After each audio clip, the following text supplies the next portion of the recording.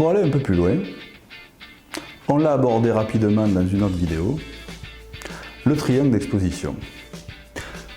Le triangle d'exposition, c'est une représentation simple des trois paramètres qui permettent de déterminer l'exposition de la photo. Ces trois paramètres sont le temps de pose, l'ouverture et la sensibilité ISO. Tout d'abord, le temps de pose. C'est la vitesse d'obturation. C'est une valeur qui est exprimée en fraction de seconde. La valeur standard est 1/125e de seconde. Quand la vitesse d'obturation est 2 fois plus grande, vous avez 2 fois moins de lumière qui va sur votre capteur. Donc entre le 125e de seconde et le 1/250e de seconde, vous avez 2 fois moins de lumière qui va sur le capteur. L'ouverture ou diaphragme. La valeur de l'ouverture est exprimée comme un rapport entre le diamètre d'ouverture de l'objectif et sa longueur focale. Quand cette valeur, par exemple, f22 est grande, ça veut dire que l'ouverture sera petite. Quand la valeur, à contrario, est petite, f1.8 par exemple, ça veut dire que l'ouverture est grande. Chaque fois que vous allez doubler la valeur du diaphragme, par exemple de focale 4, qui est la valeur standard, à focale 8, là vous n'allez pas diminuer par 2 la quantité de lumière qui va sur le capteur, mais la diminuer par 4. Pourquoi?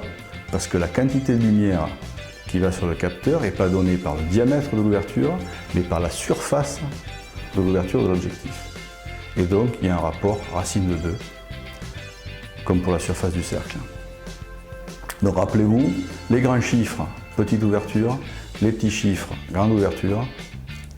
Et quand on passe d'un chiffre à son double, on a un rapport 4, soit en augmentant, soit en diminuant. La sensibilité ISO. La valeur standard est en général 100 ISO. C'est une donnée de constructeur. Votre capteur est fabriqué pour avoir sa meilleure sensibilité à une certaine valeur ISO, en général 100. Si vous doublez cette valeur volontairement, vous passez à 200 ISO, c'est comme si vous aviez 2 fois plus de lumière qui attient le capteur. Ce qui fait que vous allez pouvoir monter cette sensibilité quand votre niveau de lumière est très faible. Mais attention, les valeurs trop hautes de sensibilité ISO amplifient le signal et créent ce qu'on appelle un bruit. Un bruit qui vient donner une impression de granulosité à la photo. Donc attention, le meilleur moyen pour éviter ça, c'est faites des essais avec votre appareil photo, poussez votre sensibilité et regardez vos photos pour voir ce qui est acceptable selon vous et pas acceptable.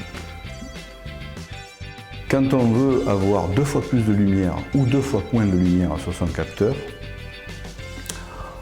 on va changer ce qu'on appelle un stop ou un IL pour indice de lumination. Donc quand vous rajoutez un stop à votre diaphragme, attention, là la valeur est multipliée pas par 2 mais par 1,4 à peu près, alors que quand c'est pour la vitesse c'est par 2 et quand c'est pour les valeurs ISO c'est par 2 aussi. Et donc quand vous jouez sur un stop, en gros, vous multipliez ou vous divisez par 2 la quantité de lumière.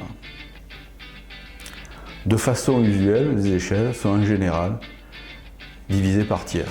Sur vos boîtiers d'appareil photo, souvent, quand vous allez tourner la molette d'un cran, vous allez changer d'un tiers d'IL, d'un tiers de stop, et non pas donc doubler, mais mettre que 33% de lumière en plus sur le capteur ou en moins. Pour ces trois paramètres, il est important d'en connaître les échelles standards. On a vu que pour la vitesse, une vitesse d'obturation 2 fois plus grande fait 2 fois moins de lumière sur le capteur. Pareil pour les valeurs de diaphragme et pareil pour les valeurs en ISO.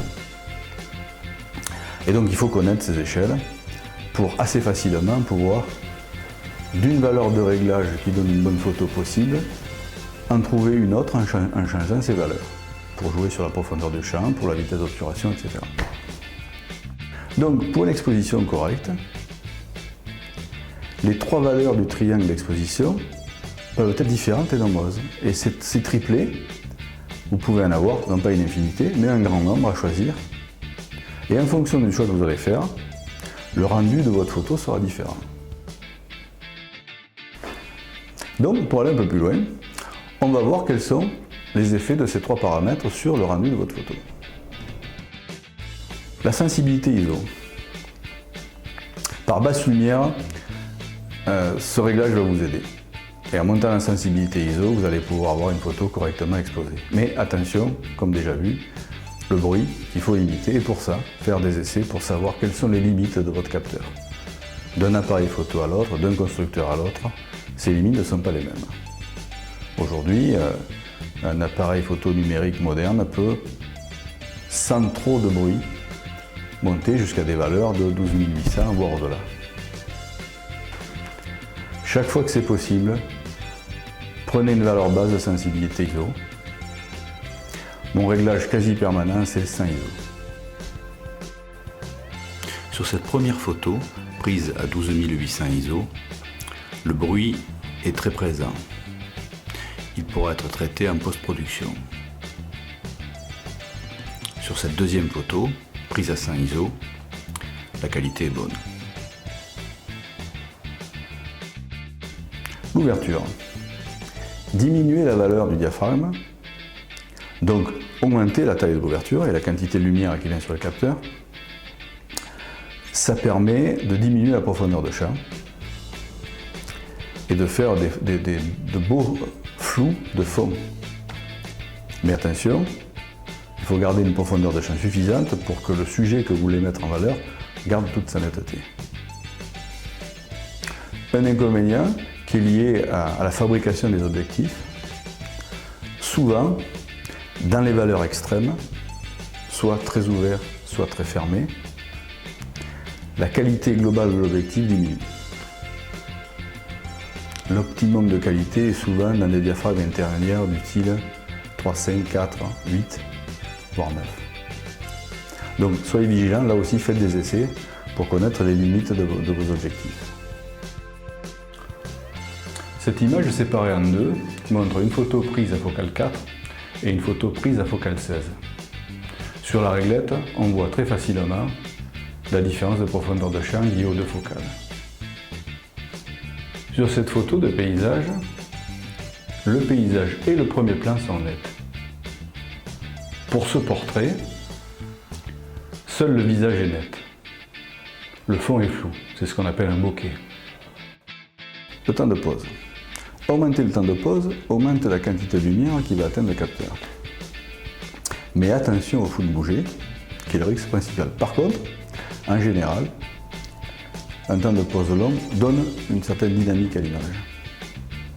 Diminuer le temps de pose, et donc diminuer la quantité d'image qui va sur le capteur, va vous permettre de mieux maîtriser le flou de bouger. Par contre, pour un sujet en action, l'image va être figée et le rendu dynamique sera moins beau. Sur cette photo, un bon flou de bouger à éviter. Sur cette image, la vitesse d'obturation grande a figé la voiture.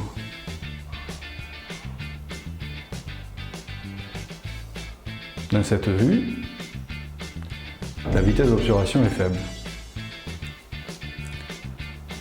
Automatiquement, vous voyez un filet du véhicule, l'impression dynamique y est. Sur cette dernière photo, toujours avec une vitesse assez faible, le sujet a été suivi au moment du déclenchement. La voiture est nette, le fond est filé. L'impression dynamique de cette photo est grande. Si vous voulez faire des photos simplement, regardez mes vidéos. Mais le message essentiel, c'est essayez et apprenez. Salut!